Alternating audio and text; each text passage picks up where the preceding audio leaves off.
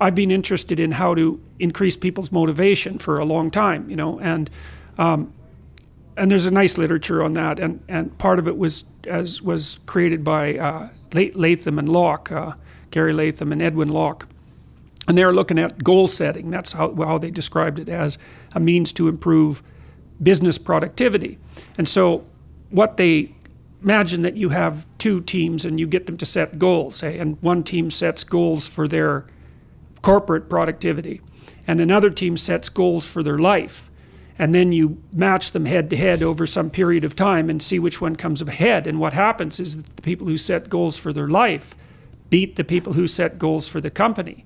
And so that's really, and then there's a variety of other literatures that support that kind of hypothesis, but it's very, very worthwhile thinking that through, because what you want, if your company is structured properly, you want people in it who have a life, right? So they're aiming at things that they think are valuable, because they're just not going to be motivated, period, unless they're aiming at things they think are valuable.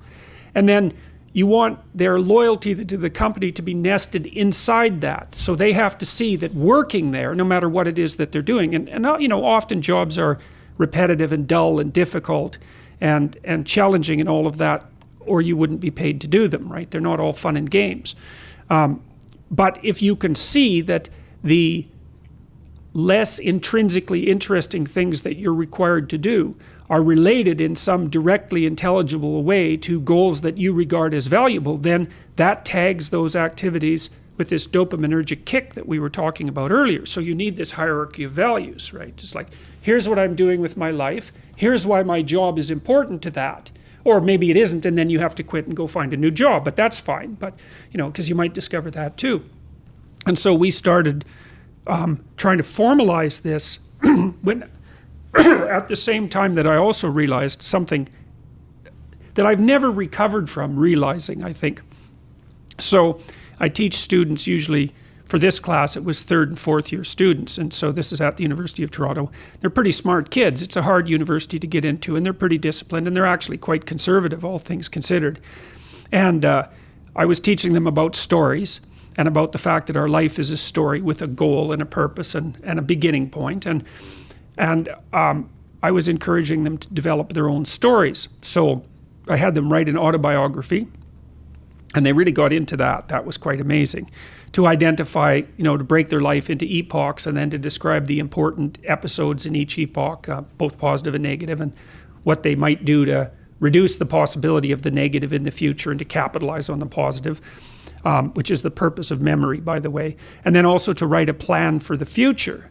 And so we formalized that. So the plan is, okay, first of all, you have to get yourself in the right mindset. And the mindset is you're trying to take care of yourself like you would care for someone that you cared for. That's a hard mindset to get into, because people like their pets better than they like themselves often. And then you have to have a vision. And so the vision would be, well, okay, 3 to 5 years down the road, if your friendship networks were configured properly, what would that look like? If you were pursuing the career that would be appropriate for you and sustaining for you, what would that look like? How are you going to educate yourself? How are you going to take care of yourself mentally and physically? What do you want for an intimate relationship? And how are you going to handle temptations like alcohol and drug abuse? Because they take people down pretty frequently. So all you have to do is think about, okay, what could that be like if you had what you needed? Not some wild fantasy, but realistic in what you needed. So that's the first part. And then, okay, now write for 20 minutes about what your life could be like 3 to 5 years down the road if all of this came together. And then now do the opposite. So imagine all your weaknesses and all the ways that you can go down the wrong path. And then imagine that gets the upper hand. Then imagine where you are in 3 to 5 years. So then you get a polarity, eh? It's like not this and yes this. So you can run away from the things you don't want, and you can run towards the things you do want. That gets your anxiety behind you instead of in front of you, right? Because maybe you're going to go do something difficult and you're afraid of it. And then you think, well, if I don't do this, I'm going to end up there. It's like, oh, okay, that's so terrible that this little terrible is nothing. So And then in the next part of the exercise, you turn that into an implementable plan, and you write about why your life would be better and why your family's life would be better and why your community's life would be better. So it's like fully articulated. And we've tested about 10,000 university students with that now in 3 different locales. And we've increased the probability that they'll stay in university by about 30% and raised their grade point average about the same. And it's worked best for men who were doing the least well.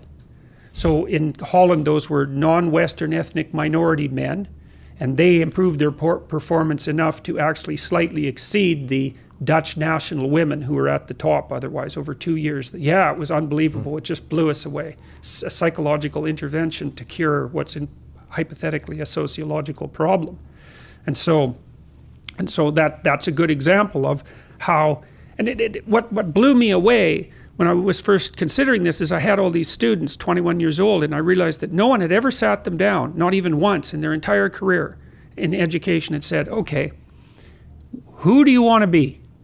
Like, what sort of person is it that you want to be? Not job, it's like character. What do you want your life to be like? What should it be like? And what shouldn't it be like? And like, write about that seriously, like your life depends on it, because it does.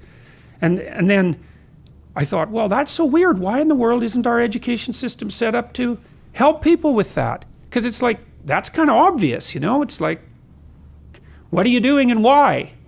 And then I did some reading partly from John Gatto, who's done some interesting work looking at the history of the education system. And it was a derivation of the Prussian education system back in the late 1800s. And it was designed to produce obedient, well, it was partly soldiers, but it was partly workers. Oh, I was going to say it definitely was soldiers, because that was the transition when they had the transition take place at that time as well, where they moved away from centralized command after they got beat by Napoleon. And they were constantly trying to fight towards that direction where the soldiers would not just be obedient, because they realized that is not what they actually wanted. They finally started to do it at the end of World War I. And if they would have done it earlier, it might have turned the tide of the war. But that was what, that's what World War II, the Blitzkrieg and total decentralized command and elements just going out and making things happen and finding gaps in the defenses and attacking them, as opposed to you're just going to wait until you're told what to do. Right. And that was the German way and decentralized command. So right. Well, competence beats obedience. Right. So you unite people under a goal, and then you let them act autonomously. You got to not sell them the goal. That's not right. What you have to do is you have to go in and talk to them and discover what the goal is of the enterprise and what it is that fires people up. And that really does work. And the idea that capitalism is essentially crooked and it's the people who are pulling the wool over other people's eyes who win is like, well, now and then there's a criminal action and the person gets away with it, so to speak, although people get away with a lot less than they think. But most of the time within a functional company, you better have your people on board or they will do exactly what you said they'll do. They'll spend 80% of their time sabotaging the company. Yeah, and I again, something I learned working with the corporate world, and it was working with a corporate world where I reflected on what I did and was talking to a business leader at some point. And I said, well, your people got to understand why they're doing what they're doing. And so then he, absorbs that and says, okay, that makes sense. And so then he gets up in front of his team and he says, well, the reason why we're doing this is because we want to improve our profitability as a company. And, he sat down and we talked afterwards and he said, did I do a good job? Because now they understand. And I said, oh, no, actually, you missed it.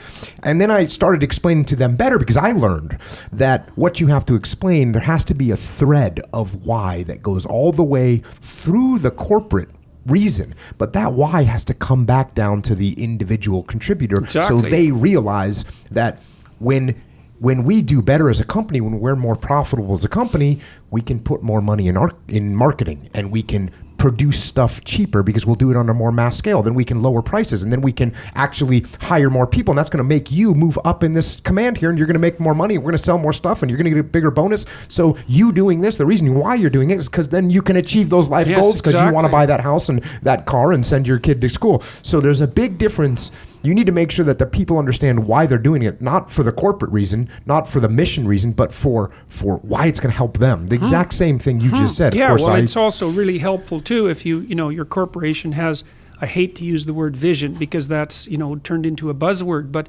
it's often that you're working in a company where worthwhile things are happening, exciting and worthwhile things, and you're trying to, make something better at a lower price, let's say.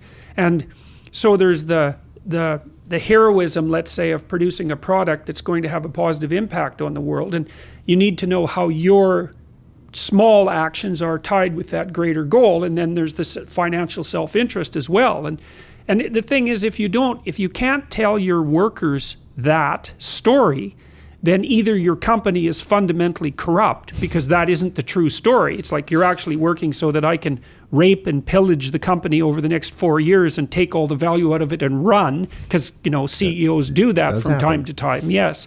Or you don't understand how the company works and you can't tell the story, which means you're basically incompetent.